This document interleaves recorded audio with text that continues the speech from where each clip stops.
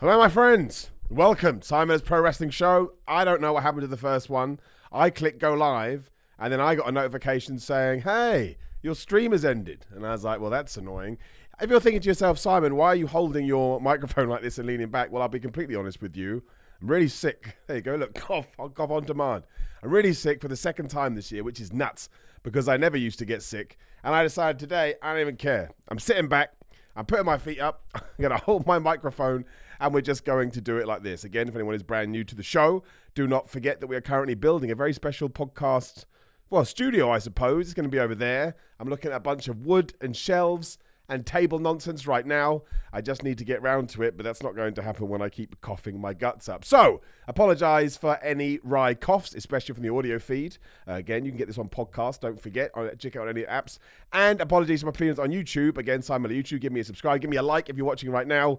I don't know what happened. But we're away. We're here. We're together. We're friends. We're loved ones. Thank you to everyone that supports at patreon.com/Simon316. If you can throw $1 in there, it helps because... yeah, I don't really earn anything from this. When I say nothing, I mean it's literally nothing apart from patronage. So thank you very much. So what a crazy weekend for professional wrestling. We will talk about AEW Revolution in a bit. I'll tell you the utter truth to fill you in on Simon Miller's life. I wanted to do a podcast yesterday because I thought, I actually have a little bit of time. And instead I was so sick, I fell asleep. Now, this has never happened to me, ever. I've never just randomly fallen asleep, but I've had so many bad nights, my body eventually went, nah, bruh. I just fell asleep. If anyone was wondering why was Revolution ups and downs a little bit late, it's because when I was clipping it together, I all of a sudden went, huh? And that may have happened before I did this show as well. So I don't know what's wrong with me. This has never happened to me in my 30-odd years on this planet. But we continue forward, especially because, yes, in the early hours of this morning, if you are United Kingdoman, or in the late hours of last night, if you're an American, but I'm sure it's going to be all over the world. We had the turn. We had the thing that we've all been dreading. We've had the thing that we've all been worried about. And I just thought it was absolutely superb. I thought it was absolutely tremendous, absolutely excellent. There's so many things that we can talk about, and we are going to do that. But I think this Bloodline thing is absolutely tremendous. And the patience that we've shown with it and the onion layers that we even put in last night on Raw. I think the big thing that people still seem to be picking up on is just one of those things that I was lucky enough to see. But I love the fact that some people don't see it. I think that's the whole point, is during the Rick Boogs Elias segment, Bronson Reed, which I thought was very funny, by the way. It made me laugh. If you look in the background, you can see Kevin Owens and Cody Rhodes having what seems like quite a heated chat. I mean, you can take from it what you will. But of course, the whole point is you'd have to imagine that Cody is saying, "What are you doing, Kev? What are you doing, bro? We got to go helping Sami Zayn. The Bloodline is running wild, and you don't want to do it because it's some base personal issue. This is about personal stuff, man. This is about sorting the company out." So, there was that. Everything with Solo Sikoa is still awesome. I think Solo Sikoa is excellent. And then we get to the main event, and quick shout out to Lamel KH2 in the super chat again. If you do want to support the show and you want to ask a question, have a statement, put in the super chat. I promise I will answer, respond to it, no matter what it is. And apparently you sent a super chat on the last stream that failed. Well, dude, if you write it again, I'll keep an eye out for your name and I'll answer it regardless. I'm sorry about it. I honestly don't know what happened. I clicked go live and it just went, oh, we're over. So, okay, that was a fun stream, and it will hurt me down the line because that's how YouTube works. So it was kind of weird because the Jey Uso Sami Zayn match maybe didn't feel as crazy as you think that it may do, given everything we've done beforehand. But I think it's because people probably knew that the match was almost irrelevant. I mean, on Ups and Downs, which will be live even now very soon. Make sure you check it out after this on What Culture Wrestling. Even I was a bit like,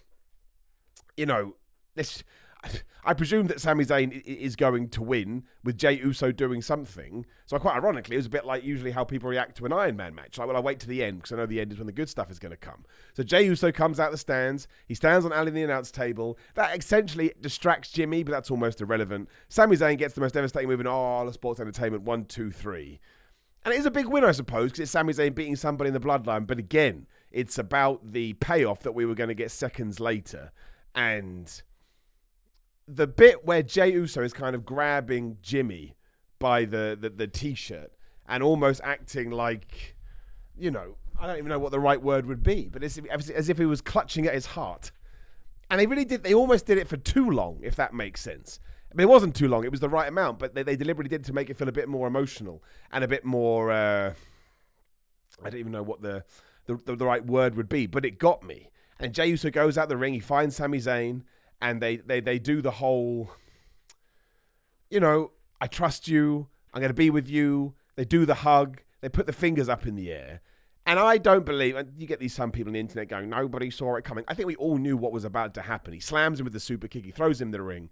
They beat him up, the Bloodline. Cody Rhodes comes out to make the save. That was a nice twist. Admit that one was different because you presume Kevin Owens was going to be there, but they keep being patient and they keep holding it off. But I think the best bit, the absolute best bit, that again is something that people are chatting about after the fact, is that none of this happened until Roman Reigns said to the Bloodline, if we don't sort this Sami Zayn problem out, I'm taking it out on Jey Uso. And as soon as we had done that, what happened? Jey Uso drew a line in the sand. He's gone back to the Bloodline, which kind of says to me, we'll make it to WrestleMania. Kevin Owens and Sami Zayn will win the championships, so the tag titles. I still think Cody is going to win the world title. But coming out the other side, are we done with this? No, I don't think we are. And I think there's probably going to be some kind of splitting from the Usos and Roman Reigns, or at least I hope we do that. There's rumors that they want to push Solo Sikoa as a mad single star, which they should absolutely do as well.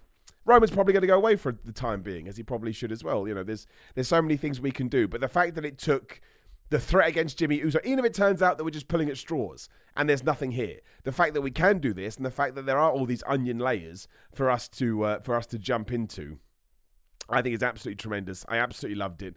You can tell the crowd is into it because they react as if they've just seen something humongous. And long may this kind of stuff continue. Even when the Bloodline is done, let's come up with another storyline. And not every single act in the company has to have this, 8-month integral, excuse me, well put together narrative, but it should always be the thing that underpins the show because it's helped. Like Raw last night was sold out. I think SmackDown last week was sold out. Ratings are doing really well. And it's going to be interesting coming out in WrestleMania because there's always a dip. You'd have to imagine if we go in higher than we do usually, then when we come out and we drop a bit, we won't drop as much, right? It's standard math. So it was terrific. It was wonderful. And now everything is there. Like I assume either coming in or out of WrestleMania, now we can do Solo and the Usos taking on Cody Rhodes, Kevin Owens, and Sami Zayn. That must have tied into the things that we saw as well. That will be interesting. I think I'd rather do that post-WrestleMania, but again, I'm not worried. We've still got 3 weeks. You need to put stuff on television. So I mean, I loved every second. And when I kind of had similar feelings when both Revolution and Raw ended, in the sense I kind of looked to the sky and just thought to myself, man, I love wrestling. It's just fun and it's just great. And I enjoy all the madness that we can create. Right, shout out to my man Lamel KH2 who did put this in the super chat before he got screwed over. And again, all super chats are appreciated. Says, what a heartbreaking end to Raw. That's the word, man. Heartbreaking. I can't wait for the payoff, especially because I'm going to WrestleMania. A treat before I start medical school. I'll have a sign. #Oscar up. Well, dude, you're ticking so many boxes there. WrestleMania, you're going to medical school. We're repping Oscar. I will say, the Oscar Bianca Belair thing, just to segue around all over the place. I like it because I like that match, and I like Chelsea Green and Carmella being a team. But I kind of feel like the Women's Raw Championship is playing second fiddle at the moment, which is strange. So I hope that we kind of, move away from that soon. I don't think we need to keep, muddling the broth, which is not a phrase. I just made that up. But I think that kind of stands as a 180 to what we've done with that. Again, I'm not saying you have to do a Bloodline thing with it, but it kind of feels like it's there just because we need something and we should be doing more. Because I think that match could be awesome. And I would like to see them do more with that match. So, I don't know what they're going to do on SmackDown either. I don't know if WWE has announced anything, but I presume Roman Reigns is going to be on the show because he said he was going to take care of Jey Uso. Jey Uso will now be back. Will there be some kind of consequences? It's not like Roman Reigns is a well man. And if we go back to SmackDown, don't forget, this is essentially Roman's empire falling down around him and him desperately trying to sort it out without realizing he's the problem because it's crazy. So, yeah, I would imagine that by the time we get to Mania, the Bloodline is ready to crumble, I would presume, which again opens up the big question, does Roman Reigns actually lose? I know I say this in every podcast, but I'm going to concede saying it in case I'm right. Because again, Rock versus Roman Reigns, Rock wasn't winning. And then what do? Especially now because they also announced the Queen and King of the Ring for May 27th, I think it was, which is the same weekend as Double or Nothing, which is the same weekend as Progress Super Strong Style. I don't know what I'm going to do over those 3 days. Somebody is in trouble, and his name is me. But if we get to that date, I believe that is the official date of Roman Reigns having the championship for 1,000 days. Do they want to hit that? It wouldn't surprise me if they do, so we shall see. Right, let's skip to the other thing that everybody else wants to talk about when it comes to Raw, and that is the John Cena, Austin Theory promo off. Now, I've already been told on my Twitter at Simon316, cheap plug, as I do most days, this was the worst thing to ever happen in wrestling. How dare John Cena come back to the WWE and to totally destroy Austin Theory. Now, you can look at it that way, I suppose. You can you could have the opinion that Austin Theory has been absolutely wrecked because of John Cena. And I'm like, you know what, man? I don't give a flub. I don't care. I mean it. I don't care. All I wanted to do is to be entertained. That's it. When I sit down to watch Monday Night Raw, I just want to be entertained. I don't have to worry about ratings. I don't have to worry about the future of certainly used individuals. I hope everybody gets used in the way that they deserve, and I hope everybody gets paid. But my word, am I not going to let my own life with real problems bog down with fake problems?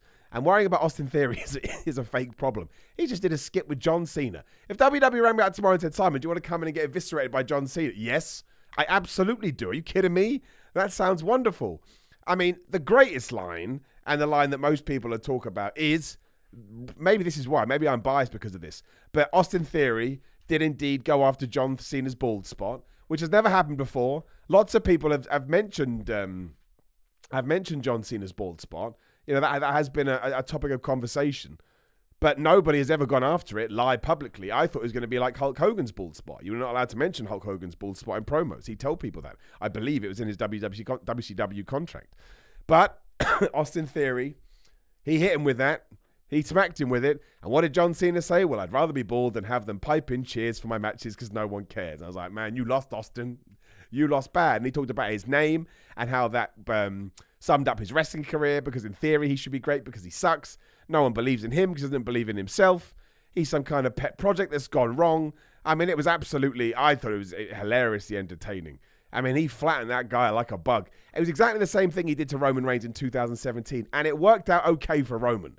That's all I'm going to say. And Austin Theory's in a very different position because he's a bad guy, right? So that's almost his job. But look, the way I look at it is like this. John Cena can get away with more because there's no consequences for John Cena. Whether he ran that by everybody or not, he can still do it. He can still say it. And even if he gets told off, he's like, I don't care. I'm going to make another movie now. You know, I'll come back and sell out another arena as and when you want me to. He's almost bigger than the company in many ways. It happens when you have these crossover stars. And if everybody had that kind of freedom, then yes, the promos would be better because you could say whatever you wanted. But that's not how it works. But still, he does have that freedom, and he did do that. And I just thought it was tremendous television. Like, I really did. I have no idea what we're going to do at WrestleMania now. I just don't, because even Cena said, well, whether you win or I win, you're still going to lose ultimately. So I don't really know how that goes. But I don't care, because I sat the whole thing laughing my ass off. And again, Austin Theory went after bald people. And I was like, I appreciate that, Austin Theory. So now I know that I don't have to worry about it anymore because Cena put him in his place. But look, I think Austin Theory versus John Cena at WrestleMania for the United States title is a pretty big match. I'm sure they're going to come up with something smart. I don't think John Cena is the type of guy who, I know he's done it in the past with the Nexus, but it's 10 years ago, over 10 years ago. I think there will be a payoff here that helps Austin Theory, because no matter who you talk to, any kind of source, be it Triple H, where it's Stephanie McMahon before she left, Vince McMahon, doesn't matter. They all are big at Austin Theory. They just are. That's why he's United States Championship. That's why he's being given the match with John Cena to begin with, because they're trying to find ways to put him into the John Cena position. And maybe they did watch the Roman Reigns thing and think, you know, if we just talk about the weaknesses that are apparent with Austin Theory and we do it from John Cena's mouth, this will benefit all. I don't know, but I thought it was hilarious and I loved it. And of course, it ended with John Cena basically, you know, passing the torch, not really, but, you know, being all like, oh man, Cody Rhodes, he's great, isn't he? Let's bring him out here now and we can just do a little bit of a dance, which is what they did. They did a little bit of a dance together. So, yeah, absolutely hilarious, absolutely brilliant, great segment. The reaction John Cena got. John Cena is now on that level where he's untouchable in terms of everyone respects him, ironically. He's been around so long that there's he's always going to be that guy now, and he's earned the right to be that guy. He's a Stone Cold Steve Austin. He's a Rock. You know, he's one of many people we've talked about it before. So I'm intrigued by the match, and look, we're really getting towards WrestleMania now, because all these matches that have been rumored for ages are now coming to fruition. You know, we also got it confirmed that it'd be Seth Rollins versus Logan Paul. I don't know who finally talked Logan Paul into being a bad guy, but this is the greatest thing that we've done for him in ages. He is so damn good as a heel. Like, he was such an asshole during this segment. I was like, this is brilliant. And he's getting booed anyway, so now he can play into those boos. And he's really good in the ring. So I actually think when we get to Seth Rollins versus Logan Paul, they could steal the show. And what kind of world are we living in when I'm throwing that out there? With all the other people that are on this thing, Seth Rollins versus Logan Paul could be one of the best matches. And not just from an in-ring point of view. I love what they did on Miz TV. Everything Logan Paul said was so swami and obnoxious, and he had a little bit of a glint in his eye because he also knew it was all true. Quick shout out to my man, Sean Gihon. I always get that wrong in the super chat. Appreciate super chats. Thank you very much. And he says, do you think we could ever see a return of main event Jey Uso? Just because he helped Jimmy last night doesn't necessarily mean he's 100% back with Roman and the Bloodline. I think Jay's been the best part. I mean, yeah, I could see something like that at some point. I think you have to be thinking past WrestleMania. And WrestleMania's only 4 weeks away. So, you know, what are we going to do in 5, 6, 7, 8 weeks? I don't think you just want to throw the baby out with the bathwater. So, Sean, absolutely. I think that there is a way to not necessarily do Roman Reigns versus Jey Uso, but keep the interests going. And when the Usos do lose the tag team titles, which I believe they will to Sami and Kevin Owens, that then opens up a whole barrel of questions too. What do the Usos do? Do they go babyface? Do they stay heel? We don't know. And there's only one way to find out, and that's to watch the show. And I think that's what ties into how good the storyline is, that usually we can either guess and guess pretty well, or know that the script's going to get torn up. So what does it matter? And I guess we should mention that too. Yes, apparently Vince McMahon was backstage at WWE last night. I'm not worrying about this stuff anymore. I'm just not. Again, I got too many things in my own life I need to worry about. I'd rather it just carried on forward as it is now, because I think they're doing a great job, and I think that's represented in the business metrics, and I think the show is being booked better than usual. But whatever is going to happen is going to happen. There's bigger things to talk about than the creative, if that does go down, and we'll wait until we have more information. The biggest news was apparently he had a moustache. And I know there was a Photoshop picture going around, but the Photoshop picture only existed because somebody told, I think it was Sean Ross Sapp at Fightful, good guy, that Vince had a moustache. So I guess he got to 77 and went, well, it's time to grow a moustache. I mean, I grow a beard and shave it off all the time, so maybe he just felt that way. I don't know. Shout out to Dan Lemley in the super chat. Appreciate my friend who says Seth versus Jake will probably steal the show. Jake Paul? Did you mean to say Logan? I can't handle both Paul brothers on the same show. Also, Jake Paul's probably going to be in training for his rematch when that comes around. Sounds like they're doing the Fury fight again. I've seen it once. I don't need to see it twice. But no, I like that Miz TVs with Logan Paul and Seth Rollins. I'm glad that we've turned Logan Paul into a proper heel. I think it's going to help him muchly. And, excuse me, all the stuff with Kevin Owens I thought was good too, but that kind of ties into what we've already talked about. I didn't mind them doing the disqualification. You don't want to beat Solo Sikoa because he's never be beaten. I think you want to push him first. I think we want to get to the end of the year. We need to get him some kind of championship, maybe even the US title, and then start making noises like, wait a minute, this Mother Hubbard rarely loses. Because he has, I think out of the people that have transitioned to the main roster over the last sort of 4 or 5 years, he's absolutely one of the best. It was almost like he happened. You're like, why were you even in NXT?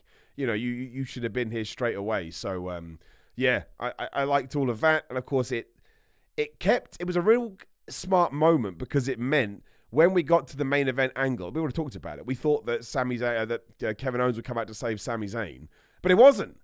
And it was Cody. And I think the way that WWE has now moved the Usos into the Roman Reigns position where Sami Zayn and Kevin Owens are, but also incorporated Cody Rhodes into the overall feud, so it feels like they're teammates and they feel like they're friends. They've sat down and they've thought about it, and I really appreciate that. Because not only does it reward you for being a long-term viewer, but it makes sense. And how many times, have we watched stuff and we've gone, that doesn't make sense, or you forgot about this, or you forgot about that. I think Kevin Owens even referenced that on an interview ages ago. There's nothing recent. But they know too. So to have a little bit of consistency and to allow things to play off other things that have happened ages ago, it is wonderful. Castro, not turtle in the super chat. Thank you, my friend. Appreciate super chat. Says, is everything okay at What Culture, Simon? Videos you do previously are being done by others. Not trying to stir up drama, just curious. I don't even know what videos they would be. I mean, the prediction videos are being done by other people, but that was something that we should have done ages ago. It makes much more sense for people to have a debate rather than me just give you my predictions, which I can do on ups and downs anyway. But that's it. I don't believe any other videos are being done by anybody else. So, in fact, we just literally started doing Ring of Honor ups and downs. So I appreciate the fact that you care, but no, all is good. I don't think anybody is stealing any videos from me. I mean, I basically, It's like I threw myself up on that channel. So I'm surprised you wouldn't want. I'm surprised you wouldn't want less as opposed to any more. But thank you for caring. But no, everything is fine. Everything is good apart from my deteriorating health, which just seems to suck in 2023. And who the hell knows why? I can't even think what else we need to talk about on Raw. I like all the maximum male model stuff. I just do. I know it's not everybody's cup of tea, but it's so absurd and it's so silly. I mean, we had Baron Corbin trying to win a match to become a model to try and help his self-esteem. This is the kind of stuff that I need in my life, friends. This is the best kind of wrestling because it's nuts. Between that and the Rick Boogs and Elias segment, which I thought was very well done, is very, very funny. When Bronson Reed marched over after Elias kept going, you got to say, I want to fight you. Obviously, he meant this is what Rick Boogs should say to him. And then Bronson Reed marched over with the perfect tone and said, do you want to fight me? And Elias' face is so dumb. And the fact that before that, Rick Boogs was trying to deadlift a truck, and then he was worried about his notes. I just think it's fun, and I just think it's entertaining, and it makes me happy. And I learned long ago, I always get this on the internet, oh, you're the problem with wrestling, Simon. I mean, I probably am. I'm the problem with a lot of things in life, and I'm more than happy to deal with it.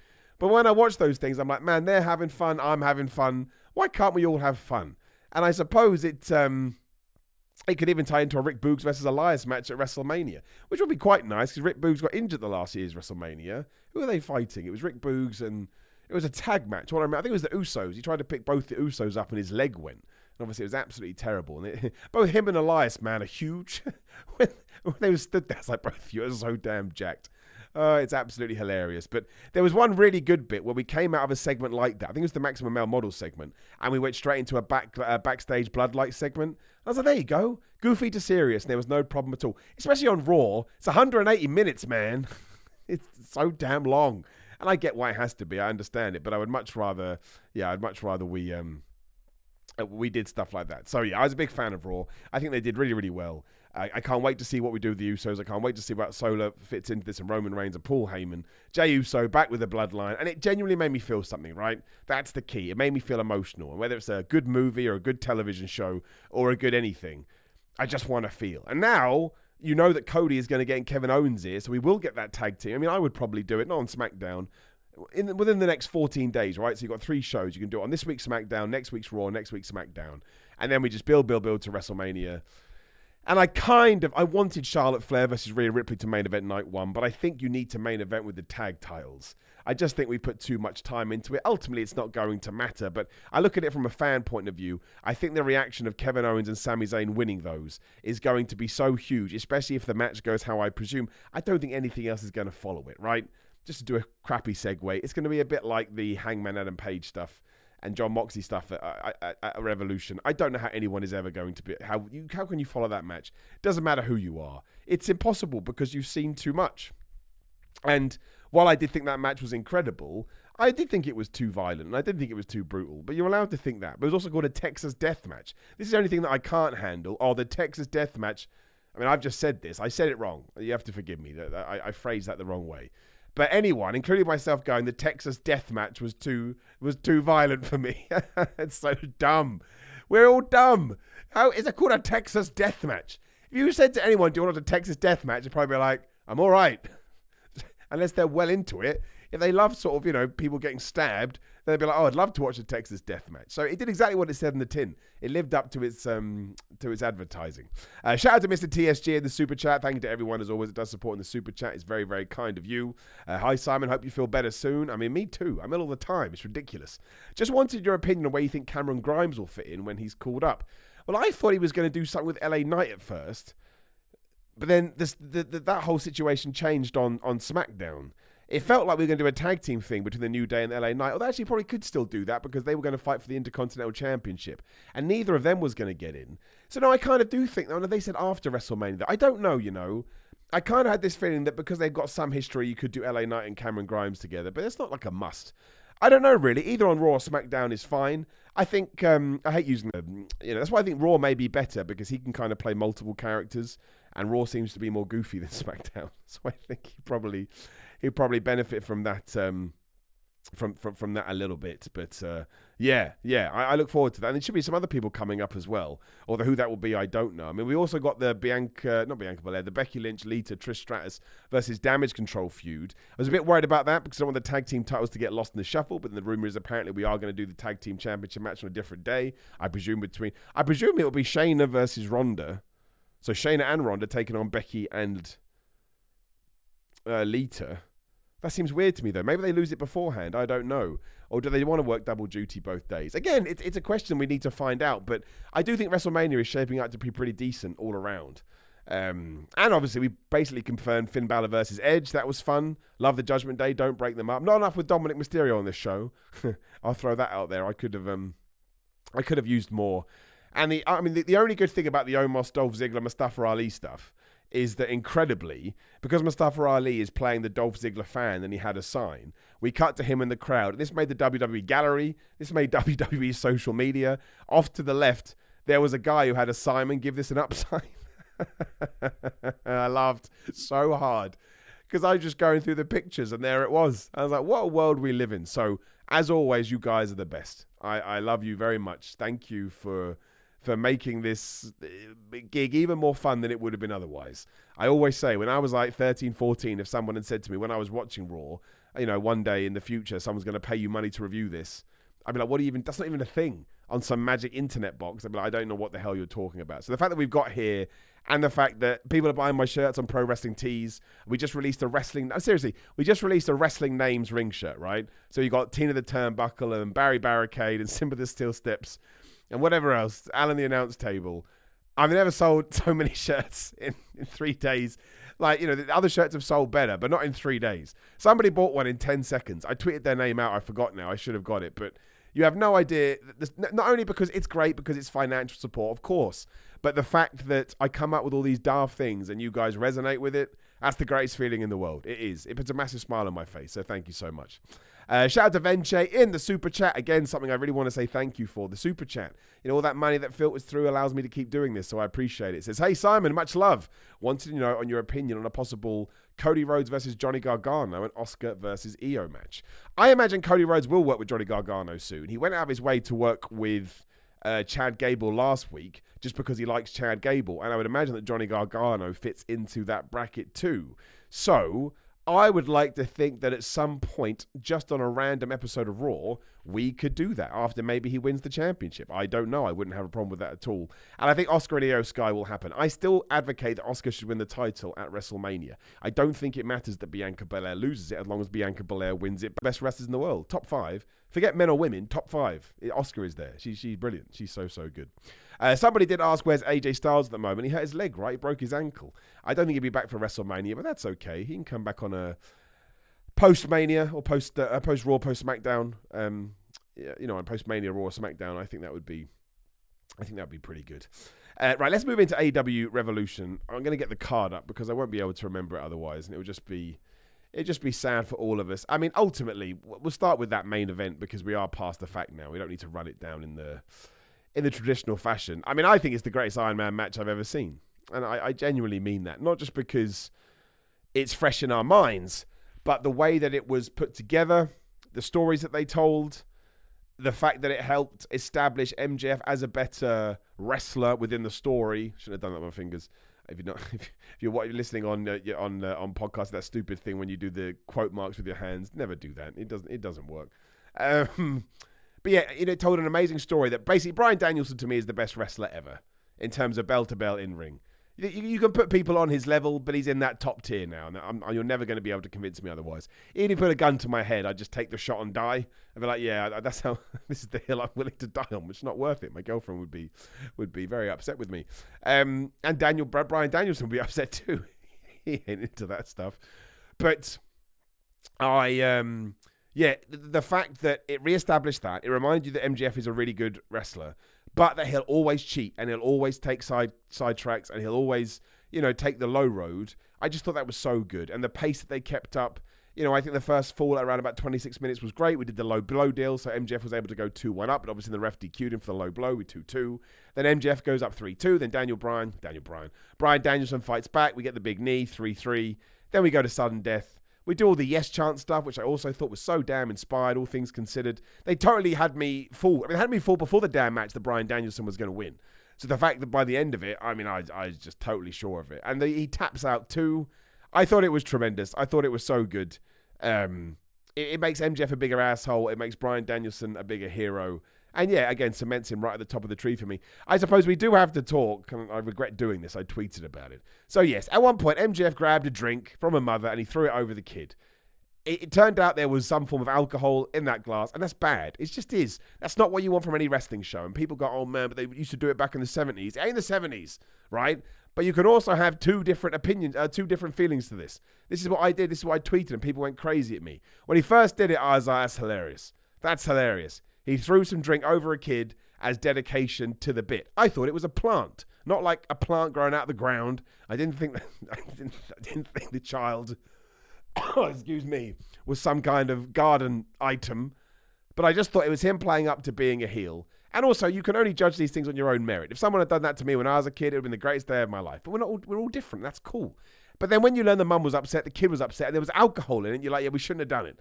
And going forward, you know what? We probably need to be a bit more careful about this. That doesn't ruin wrestling. That doesn't make MJF a bad person. That doesn't mean he needs to be suspended. That doesn't mean AEW hasn't handled it in the right way. I swear, so many people moaning about this, they don't even care. They don't even care. I just want to moan about something on Twitter today. And then something else comes along and they're moaning about that. That always drives me nuts. They moan about something for 10 hours and they find something else to moan about. It's like, well, you can't have been that passionate about it, can you? It was an incident that happened and we worked it out. And let's not do it again. Now, if we do it again, that changes the conversation. But you are allowed, as I did, to chuckle when he did it because it was a very heelish and unbelievable thing to do, and then learn more of the facts and use the information and say, you know what, maybe we need to be a bit more clever down the line. That's it. That's the end of the conversation. And for all the people spamming me, honestly, you're all getting muted.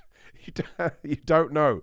I'm not a blocker, but if someone is going to talk to me like I'm a 8-year-old idiot, you get muted. Because we should be able to have intelligent, fair, back and forth discourse. And not all this, well, I think it's quite disingenuous that you think a kid had alcohol poured on them, even though it's the exact opposite of what I've said.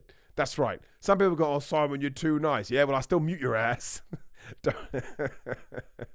Don't excuse my niceness for weakness. Shout out to my man Spaz Felix in the super chat, always supporting the super chat. Spaz, I appreciate you. Who says, listening at work, so just dropping some quick love. Thanks for everything you do, Simon. Thanks to you, Spaz. Check out his podcast if you do want more wrestling content. But no, fantastic main event. I thought it was tremendous. And yeah, I mean, I was so nervous about the Hangman Adam Page John Moxley Texas death match that I genuinely thought it could have gone on last because nothing could top it. And I don't think Wardlow and Samoa Joe did suffer a little bit. It's not their fault. Like I said, on ups and downs, this would have happened to anybody. But it was one of the most gruesome things I've ever seen. And yes, it made me uncomfortable. And it probably went over a line where my line is when it comes to pro wrestling. But that's okay. I'm one person, right? I'm one person watching. And there were still elements that I really enjoyed, and holy crap, do I respect the hell out of them. The fact they went to the lengths that they did, and the atmosphere they created, and the sheer tension. I mean, I was totally consumed by it. But when John Moxley is stabbing Hangman Adam Page in the head with a fork, I can also hear my own brain going, no, Simon, I don't know what you're engaged in right now, but I'm not 100% sure this is for us, right? But it doesn't mean that I don't think it should be happening. It doesn't mean that I don't think that we should do these matches again. I just think we have to take responsibility on our own shoulders and go, I'm sat down to watch a Texas death match. This could get a little bit fruity. And it did get fruity in the ending as well. Oh my gosh, hanging a man. I mean, he is called Hangman Adam Page, so he should have seen it coming. But it's the perfect way to tap out. You were going to die. I mean, if he comes out on Dynamite and says, listen, the only reason I submitted is because I didn't want to die. I'm like, yeah, no worries, John Moxley. I understand. I'm in your corner. But I mean, it was amazing in the literal sense. You know, if you look up the actual definition of the word amazing, and the fact they did that is pretty damn amazing. I think between those two matches, the main event, that one, and the the trios match, the House of Black versus the Elite. I just thought it's rare that you see that kind of level of quality across a pay-per-view. And they were all really good for their own reason. Understand how to have fun while also doing superb wrestling matches. It just makes me happy. And And I think it was the right thing to do too. I think making House of Black the trios champions sort of puts them in a position where now they can run wild a little bit. But also, I would spin the Young Bucks back off to the tag team division. I think AEW will benefit that overall. And I think I'd put Kenny Omega back in the singles division and have him go after MJF. Those are the kind of matches we want to see, right? We don't not want to see MJF versus Kenny Omega. I mean, it depends when you do it, because I'd also like to see MJF versus Adam Cole, and I think maybe Adam Cole should be the guy to beat MJF, especially because they need a top-tier babyface, although either Adam Cole or Kenny Omega could be that guy. So I think it's going to be interesting, and I think they're in a very, very good position. I like the fact that Ruby Soho joined the Outsiders, whatever we call it. That triple threat match was fine. Jamie Hayter's still the champion, but the aftermath was good. That's what I would have done. We should build to a blood and guts match. Because, why not? We've done it with the men. We should do it with the women. That's another conversation. I still get people, talking about Ruby Soho. She was involved in that Rampage Street fight. I still get people messaging me going, they shouldn't have done it, but the men should have done it. I mean, welcome to 2023, man. You're a human. You can do whatever you want. Again, if Hangman Adam Page and John Moxley want to stab each other, do it. I mean, it sounds terrible, you know what I mean? And if Ruby Soho and whoever, I think Willow Nightingale, Bunny, I can't remember, Penelope Ford, if they want to do it, they're allowed to do it too. And you're allowed not to watch it. Not everything has to, I'm doing it, I'm being a hypocrite. But not everything that we talk about have to get on a soapbox. It's meant to be wrestling. We're just meant to be enjoying it. Shout out to QPR Forever in the super chat. Thanks, my friend. This is, hey, Simon. Got my head back in the right place. Working hard in the gym, getting fitter, healthier, and the mood has improved. Man, that is great to hear. And shout out to anyone that may be watching this right now, feeling a little bit down, feeling a little bit grey, feeling a little bit blue. Nothing wrong with that. Take your time. You're a human being. I know it sounds ridiculous coming from me, but there's always going to be ups and there's always going to be downs in this crazy thing called life. So, make sure you appreciate that. Make sure you explore your feelings. Make sure you understand your feelings. Make sure you reach out and chat to someone, and know that you will be okay. It may take a few days. It may take a few weeks. It may take a few months. We never know. That you can't put a time limit on these things. But, you know the classic. It's okay to not feel okay. So just some positive cheer to everybody out there. Ricky Starks beating Chris Jericho by pinfall is awesome. Again, that should put him right back into the title, or at least a title conversation. Same with Jack Perry beating Christian Cage. I mean, that was the cool thing about Revolution, right? All the homegrown pillars won. Nothing wrong with that at all. Wardlow Samoa Joe was an interesting one. Not only because they had to follow the craziness of the death match. I just wouldn't have done that finish. When I see two big guys going at it, especially given the madness of the preceding contest, I kind of want that to end in a similar vein. I want something big. And given that Wardlow likes the powerbomb falls over and over again, I just think if he had done that to Samoa Joe, it would have been much better. And I know they kind of did a little bit of the powerbombs here and there. And there's a certain, I would have taken it from there. And it really does beg I'm so confused about what we're going to do on, what do you call it? Dynamite. Because the rumor is that Powerhouse Hobbs may beat Wardlow. And if we do that, do we turn Wardlow heel? I think that's the only way we get away with it. Is if it turns out to be a Wardlow heel turn, then it's not so bad. It's not so shabby because it ties into the bigger story. But if we're trying to keep him babyface and he loses the championship within 3 days, I don't know. But it's interesting. But look, it was still a good match. I still enjoyed it. And I really enjoyed the tag team match. Love the fact that the Gun Club retained. Love the fact the FTR is back. Just opens the door to do a bunch of fun things. And Jeff Jarrett has just been the greatest addition to AEW. And I feel silly for ever doubting it. More fool me. I shouldn't have done it, but I did. I also just want to give a shout out to Luke in the chat as well, who was coming to see me wrestle on the 18th of March for UKPW in Canterbury. Again, if you'd like to come see me wrestle, that would be absolutely wonderful. Just go to my Twitter or my Instagram at Simon316, and you will find a list of dates because I'll always tweet them up there. And if you're in Denmark this weekend, that's right, Danks Pro Wrestling, Miller is coming, which is just crazy. Why am I being booked in Denmark? I don't know, but it is going to go down. I'm just going through some news notes that I forgot to write down to see if there's anything we need to talk about, but I don't think there is.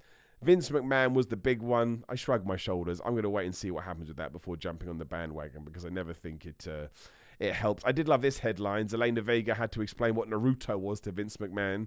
That should surprise no one, but I love that it's a thing. And otherwise, yeah, it's all stuff. We're just building towards what do you call it?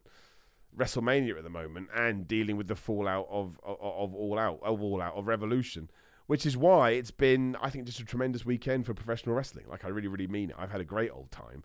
I thought SmackDown was great, and then that obviously led straight into what do you call it? Excuse me. The Revolution. And then we had an awesome episode of Raw. So, I'm just happy that I get to enjoy a bunch of wrestling. I don't care who it is. I'm never going to get bogged down in that stuff because I don't think it's worthwhile. No, I don't think there's anything else going on in the news. I think we pretty much covered it all, apart from people going crazy. But, people are always going to go crazy. So what we shall do is, if you are in the chat right now, two things actually. If you are in the chat right now, if you could hit the like button, that would absolutely rock, and subscribe if you haven't done that already. And if you want to definitely get a question answered, just throw it in the super chat and I'll answer that. But just spam the chat with as many as you can, and we will and we'll get to as many as we can. Definitely before my voice goes entirely. I do apologize for... Nobody wants to hear a sick man coughing and spluttering on a show that is essentially audio first.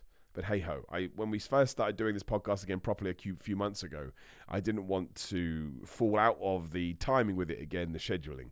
So we are going to we're going to fly through regardless, no matter what it means. I like this. A lot of people in the chat saying that everybody is killing it at the minute and every show is worth watching. Yes, that's what it should be. I get that there's tribalism in wrestling. I mean, there's tribalism in all walks of life. But we just don't have to subscribe to that. Again, we can make those decisions. And I like the fact that I get to watch Dynamite, I get to watch Rampage, I get to watch Raw, I get to watch SmackDown, I get to watch premium live events, I get to watch pay-per-views. Hey, I watched Ring of Honor on Friday, or Thursday, Friday, whichever day it was, Thursday night, Friday morning. So, you can check out ups and downs for that as well. Tony Khan came out and said that there's 12,000 people subscribed to Honor Club, which is pretty good when all things are considered, and it's more than Ring of Honor's ever had.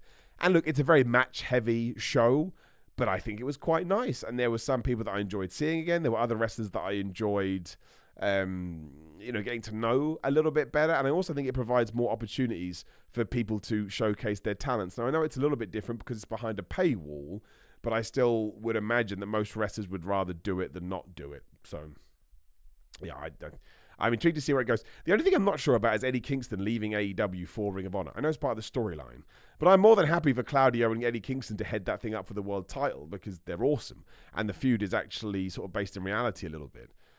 But I want to see MJF versus Eddie Kingston, like I really do. For the promo battles alone, if there is one guy in the entirety of All Elite Wrestling who can probably... I mean, Bryan Danielson did it a little bit, but Eddie Kingston, from day one... I'm not 100%... I mean, MJF would be able to hang with him. Of course he would. But if you want a promo battle, that's a promo battle. So I do hope we figure that out somehow, because I think that would be a lost opportunity. Somebody asked who currently has the best theme song in wrestling. That's a really hard one. I mean, Cody Rhodes is an absolute joy. When John Cena started playing yesterday, I was laughing, so that's got to be good. I think I got to go with Sting's AEW thing. Mikey Ruckus smashed that, and I told him so too, and I will continue to tell him. What do you think about Jay White during the Judgment Day? I think him being known as Switchblade would go down well with the ex-condom. Do you know what? I quite like that idea.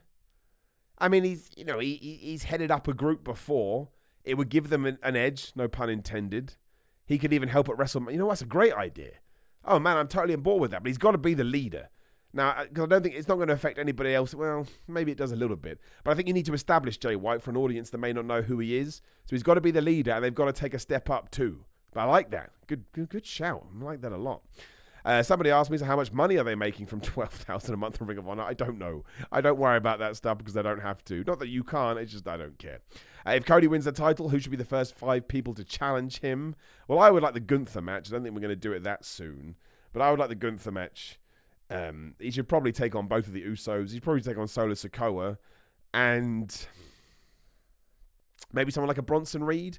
I just want to see Cody Rhodes versus a monster. I want WWE to go a little bit old school. Because when they have gone old school recently, I actually think they've done a pretty damn good job. Are you excited that the Money in the Bank pay-per-view is in London? I am, and yes, we will be there in all the capacity, having some fun. I'd love to see you ups and downs some video games. Well, the thing is, you'd only get like 2 a year. It's so hard to try and finish games these days, and I would like to do that. But I think it's probably just going to be from wrestling for now. Finding time is quite difficult, but that's okay. It means I've got lots to do. There's nothing wrong with that. I'm surprised they didn't build Keith Lee versus Swerve for Revolution. I know what you mean, but where would they have put it? It probably would have been rushed. I don't 100% know if we can actually make it through to Double or Nothing because it's a long way away. But as long as we build it up big and as long as it main events, whatever it main events, I'll be okay with it. I think Keith Lee has done a tremendous job since coming back. I think Swerve Strickland has proved that he has all the potential in the world. I'm very excited about that feud, to the point I don't even need the Moguls. I could just take those two going at it. I really think there's something there, and I'm pumped to see what AEW does with it. Shout out to my man Joe Compton in the super chat. Thank you very much, Joe. I appreciate you. Assuming Cody wins and Roman goes away for a while, who do you think is the next superstar to challenge Cody? So there it is. So we were actually... I don't know. I'm trying to think. We come out of WrestleMania. I think there could be the potential that we do the Bloodline without Roman taking on Sami, Kevin, and Cody. I can see it being Bronson Reed. Is that a bit crazy? Maybe. I just think they want to put him up against a threat. You could maybe do Bobby Lashley. That would be interesting if he beats Bray Wyatt. I don't think you'll do Brock Lesnar. I don't think that works. I don't think Brock Lesnar would want to lose in a short program, which is what it would be.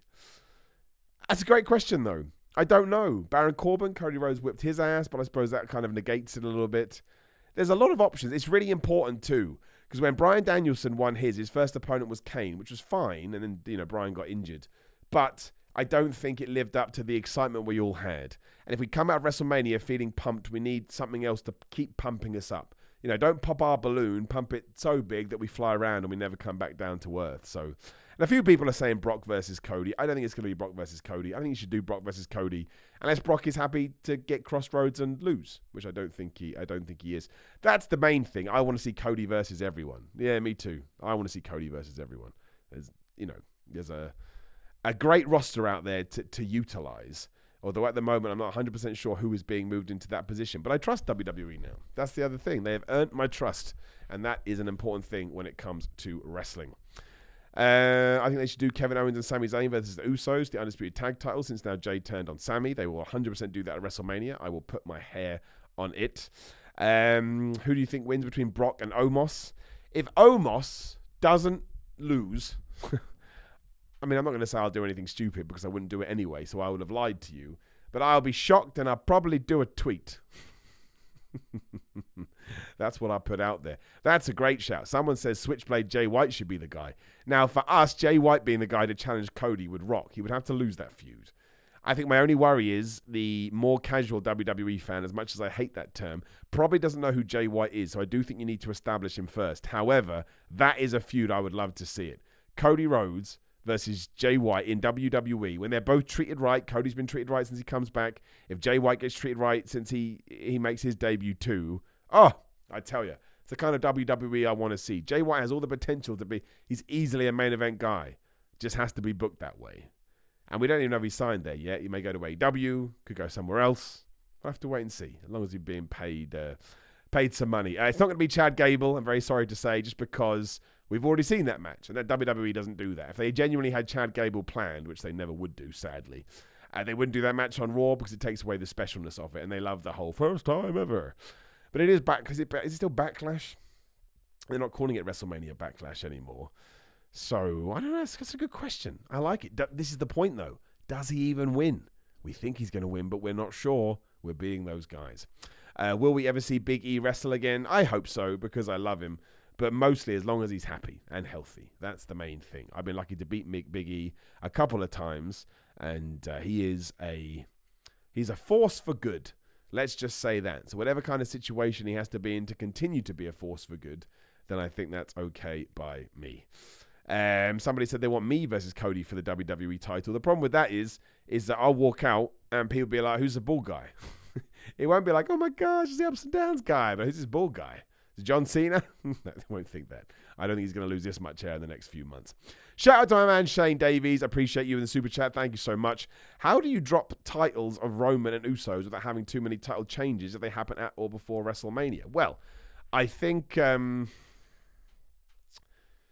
WrestleMania you can do all the title changes as long as the story makes sense. That's what used to happen at WrestleMania. So, you can, if you go through all the matches, you can have Rhea Ripley win. Not a problem. It makes sense. You can have the Usos lose and Sami Zayn and Kevin Owens win. Makes sense. I don't think John Cena will win the US title, so that one doesn't count. You can have Roman lose. Again, makes all the sense in the world.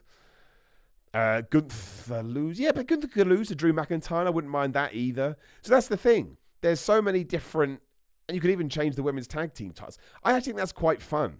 there's no one at the moment that I think 100% has to hold on to their titles, other than maybe Austin Theory, but I'd be happy to have a chat about that, which doesn't actually benefit WWE going into the post-Mania program where we can do new feuds and new title matches and change things up a bit. Say with Bianca Belair and Asuka, you can have Asuka win. And I think that makes WrestleMania fun and makes it surprising. So, no, I've got no problem with them changing as many belts as possible, as long as it ties into the story and as long as they're doing it, because, again, they thought outside the box. And they've thought of post-WrestleMania, and they've gone, well, we can do this, etc., etc. So, somebody wants me versus Gunther. I would have that match. I mean, he'd kill me, but of course I would. That's like a dream match. Who would have won that? If you get versus Gunther, it means you've done something well with your wrestling career, too. People talking about a Drew McIntyre heel turn as well. Yeah, I agree. I think it's time. He has done all he can as a babyface, and he showed a little tease of it against Sheamus, although you can kind of argue that either way. And I don't 100% mind Drew McIntyre winning the IC Championship, going heel and taking on Sheamus as the first feud, and then potentially moving Gunther into that Cody Rhodes position, right? That's a wrestling world I'm all right with seeing, so no problem with that at all. Could The Rock come back? Excuse me. And cost Roman the title? No, he's not going to do that. If The Rock's on a show, he's being advertised for the show. He wants to take credit for the house, you see. That's what The Rock does. Cody versus AJ, Cody versus Finn, both should be that. I agree that Asuka should beat Bianca Belair. Yep, it just makes sense to me. Cody versus Drew. Well, you could do that if he goes heel, but he would be the Intercontinental Champion maybe, so we don't know. And what do I think Seth is doing after WrestleMania? Well, I mean, you could probably go back to the Cody-Seth feud at some point. I just don't know whether Seth is a babyface or a heel or not. I would like Cody's first challenger to be a proper bad guy. That's why I think a monster is good, because it just ticks the boxes. But this is what's neat, man. We've got all these potential options, and we don't know what direction it's going to head in, and that makes it exciting. And again, as long as the stuff all comes together and doesn't make you go, huh? Then we've done something right. That's the main thing. Shout out to Bush in Rio Cat, always appreciating the Simon chat. Thank you so much. Simon, you are like an aroma candle, soothing, therapeutic with muscles. That's the best compliment of my life. Thank you, my friend. I will take that. I'm going to write it down on a piece of paper. Please, 2 questions. 1, bring back ups and downs for movies. I want to see your review of Shazam 2. I mean, I'm going to go see Shazam 2. I'll do my best for you, my man. Let me see what I can do. And how come you never review a Stardom event? It's goofy wrestling. I just don't have the time to watch it. I catch sort of highlights and clips because I like to stay in touch with as much wrestling as possible. But seriously, I think one of the reasons I'm sick again, I don't sleep. And not in a bad way. It's because I'm very, very lucky to have one of the coolest jobs ever. But one of the sacrifices, everything comes with a sacrifice or a compromise, is a lack of sleep. And I think, as I get older, I need more sleep. I can get away with getting less sleep, which is always the way. So, yeah, Ring of Honor was tough enough to squeeze in. And again, that's only going to stay if the views are where we need them to be. It's a business. So if I tried to watch Stardom, I just don't know. I just wouldn't be able to. And I don't have time to actually learn the product properly. So it'd be awful. It'd be like me trying to do a review on, I don't know, a Persona game. Like I've played a couple of them. Be like, this guy doesn't actually know what he's talking about. I don't think we need to go down that route. But I appreciate the fact that you would take more ups and downs. But I certainly will. Yeah, there's a few movies I want to see. I want to see Shazam.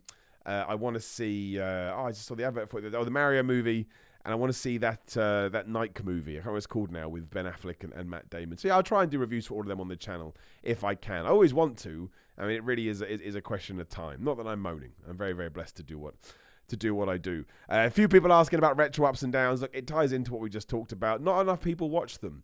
And the way it works with me and what culture is, it's my job, right? Again, I'm very lucky and blessed to do the job, and I love the people I work with. But they give me a list of videos to make, and I make them. Sometimes I would like to do retro ups and downs, but I can understand, well, if the numbers weren't there, we can't do it. Sometimes I get a video and I think, well, that doesn't really sound like something I would do, but it's my job, and so we do it, and we make it fun. That's the point. It's like any kind of job we've got. You don't say, no, I'm not doing that. You just do it.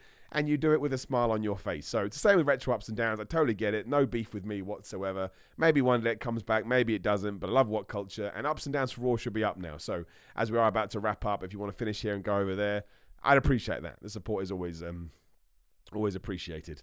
Do you think they should unify the women's tag titles with the NXT ones due to the lack of women's tag teams? I mean, I do. I never think it's good to take away women's belts, but they're not treating them in the way that I think they need to be treated. And if they're never going to get the time, I would rather they focused on one, because then by proxy, they may actually get utilized more. That was my main worry when that the six women match was announced. I was like, well, what about the tag titles? Then everyone said, oh no, they're going to defend them on a different day. So yeah, I do think they should do that. But I also think less is better anyway. So I would unify the world titles. I'd probably unify the Intercontinental and the US and just try to make more of them. But it's fine either way. Like, it's not a problem, is it? It's all good.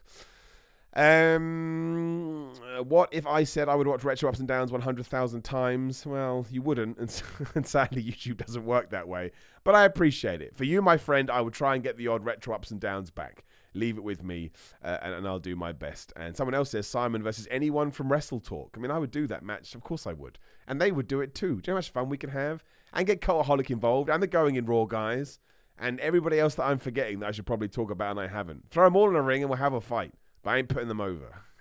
I'm joking. I don't care. It's wrestling. Who gives a flub? Right. On that note, I think I will wrap things up because my voice is slowly going. Thank you for joining me as always. As long as I don't die, we will be back on Thursday to chat whatever has gone down in wrestling. I appreciate you joining me. This is the most people that have watched concurrently live since we started doing live streams again. So that means the world to me. And like I say, when I have built my little studio over there, it's going to be the Simon Miller Show. We're going to talk about a bunch of stuff. It's going to be very similar to stuff you see on YouTube, but I enjoy watching that, which is where the inspiration came from. And then we won't have this. I like my logo, but we won't have this weird background. It'll be a proper thing, and we'll try and do it. We'll try and do it a little bit more. But yeah, thanks for all the super chats. Thanks for watching, liking, subscribing. Again, ProWrestlingTees.com/Simon Miller. Tees going up all the time, all based on my stupid catchphrases. I love the fact people buy them. I got fitness tees too. You can get the link here for Samson Athletics. You can support them as well. They're good guys. They're helping me out. What else? Cameo, if you want a personalized video message. Instagram and Twitter at Simon316. Again, huge shout out to patrons. Patreon.com/Simon316. Without them, I wouldn't be able to do this show. I mean, all the money goes from that goes into this. So thank you so much. Otherwise, though, just try and enjoy wrestling as much as you can. You don't have to listen to me. Like you don't need anyone preaching to you in your life. You've got enough going on. But always remember, it's much more fun to just enjoy wrestling for what it is. And if you don't like something, just shrug your shoulders and go, meh, never mind. And remember that somebody else probably liked it. And that's awesome as well, because wrestling should be for everyone and should be putting as many smiles on different individual faces as they can. So please take care of yourselves. Thanks as always. I appreciate the support and you allowing me to do this. If I can find my mouse, there it is. I can go to the right screen. Not true. I can't remember which one it is now. Look, take care of yourself. Love you very much. Goodbye.